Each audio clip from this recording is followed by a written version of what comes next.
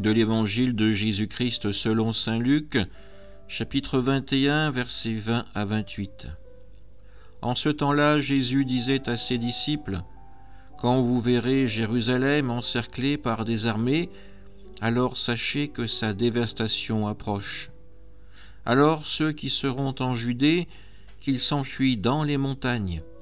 Ceux qui seront à l'intérieur de la ville, qu'ils s'en éloignent. Ceux qui seront à la campagne, qu'ils ne rentrent pas en ville, car ce seront des jours où justice sera faite pour que soit accomplie toute l'Écriture. Quel malheur pour les femmes qui seront enceintes et celles qui allaiteront en ces jours-là, car il y aura un grand désarroi dans le pays, une grande colère contre ce peuple.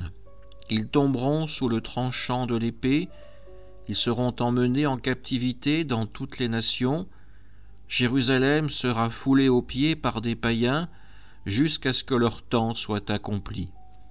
Il y aura des signes dans le soleil, la lune et les étoiles. Sur terre, les nations seront affolées et désemparées par le fracas de la mer et des flots. Les hommes mourront de peur dans l'attente de ce qui doit arriver au monde, car les puissances des cieux seront ébranlées.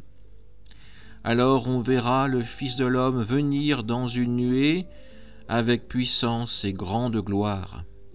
Quand ces événements commenceront, redressez-vous et relevez la tête, car votre rédemption approche. Acclamons la parole de Dieu. Encore une fois, dans cet évangile, nous avons donné par Jésus une description que l'on qualifie d'apocalyptique. Les événements qui vont avoir lieu avant le retour du Fils de l'homme. Nous y entendons la description de désordre, de guerre, tout cela accompagné par des conseils très pragmatiques de Jésus. Éviter les grandes villes, rester dans les campagnes, là où les conflits seront peut-être moins nombreux et moins meurtriers.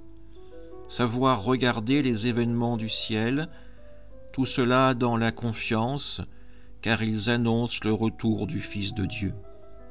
Quand le mal est pris au piège, il s'agite, comme un animal blessé qui donne toutes ses forces pour essayer néanmoins de vaincre celui qui s'en prend à lui.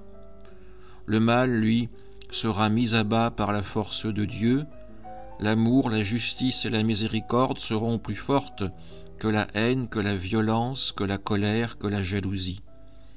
Jésus nous invite à garder notre foi, notre espérance en lui, de ne pas céder à la tentation pour qu'au jour dernier, nous puissions véritablement l'accueillir comme notre Messie, comme le Fils du Dieu vivant. Amen.